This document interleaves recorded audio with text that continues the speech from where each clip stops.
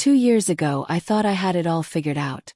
A steady marriage, a beautiful little boy, and a life that seemed reliable enough to count on. My name's Nick. I'm 35 now. Back then I was still married. Well, ex-wife now. Let's call her Nina. She's 32 and we have a 7-year-old son, Mikey. Nina and I had a long history. We started dating in high school, completely smitten, and even followed each other to college. I joined the army early, thinking it would help us avoid future problems, and she waited for me like we promised. During college we got married. It wasn't extravagant, but it felt meaningful. Then Mikey came along, and that's when things started falling apart. From the moment our son was born, Nina seemed like a different person. Her mood was constantly dark. She would snap at me over everything, and the tension at home became unbearable. At first, I chalked it up to the stress of new motherhood, postpartum struggles, or just exhaustion. I'm easygoing, so I avoided arguments. I kept telling myself things would get better, but they didn't. In fact, things worsened as Mikey grew older. Nina would sometimes go completely silent. Not just with me but with our son too. That's when I realized this wasn't a rough patch. It was deeper and we needed help. The problem was, talking to her felt like stepping into a minefield. She'd explode over small things, then shut down when I asked what was wrong. It was a nightmare cycle. I tried to guess what upset her, and most of the time I was wrong. When I guessed right, it only gave a few minutes of calm before the next outburst. Eventually I felt trapped. I had to find out the truth, no matter how painful. One day I saw a dating app on her phone. That was the tipping point. I made a fake profile with a random guy's photo to see if she'd engage, to find out if she was really thinking about cheating. She took the bait.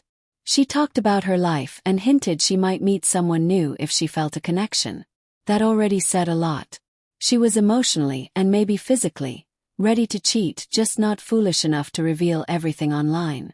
That gave me another idea. Back in high school, before we were together, she had dated another guy. Let's call him Jake. I remembered what he looked like, and after some social media digging I found a recent photo. I made a second fake profile with him. My gut told me if she thought she was reconnecting with someone she trusted, she might open up, and she did. The moment she thought Jake was back, she revealed everything. She said breaking up with him was a huge mistake. She compared him to me, saying he was more successful, made more money, lived a better life. She resented choosing me instead. Then came the blow. She admitted she hated me. Worse, she said she couldn't stand our son because he looked too much like me. I sat staring at the screen, trying to breathe through the shock. How could anyone say that about their child? I kept pushing through the fake account. I asked why she hadn't left me if she was so unhappy. She said she got used to the lifestyle and didn't think she could support herself. Then she added, "At least Nick pays the bills." Convenience, that was her reason for staying. I had one final question. If I told you to leave him right now and promised to take care of you, would you leave your son too? She didn't hesitate. Within a minute she said yes. She would walk away from her child if it meant a better life. I was sick to my stomach. That was it. I ended the act. I sent a picture of myself with a message. "It's over, pack your things." Her shock was immediate. She tried to backpedal, then threatened me, saying she wouldn't agree to divorce and would use our son against me. I wasn't going to be manipulated. I hired a top lawyer and we divided the assets. In the end, she walked away with nothing but her clothes. Honestly, it felt like justice. Next was custody. In court, she cried, saying no child should be taken from their mother. But I had the chat logs and proof showing how she felt about Mikey. The judge sided with me. I got primary custody. She only got visitation.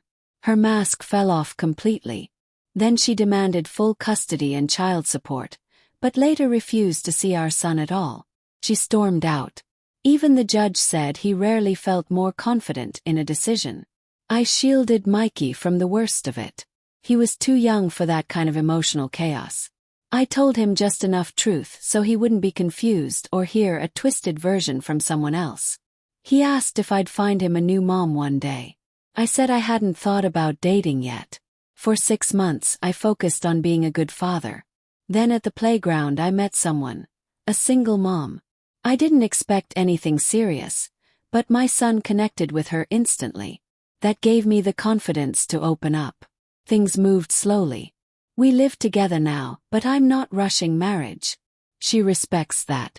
She gives me love, respect, and connection I never had before. Looking back, I can't believe how far things spiraled. One thing is clear. Life's too short to stay with someone who doesn't respect you or your child. We both deserve better. And now, finally, we have it.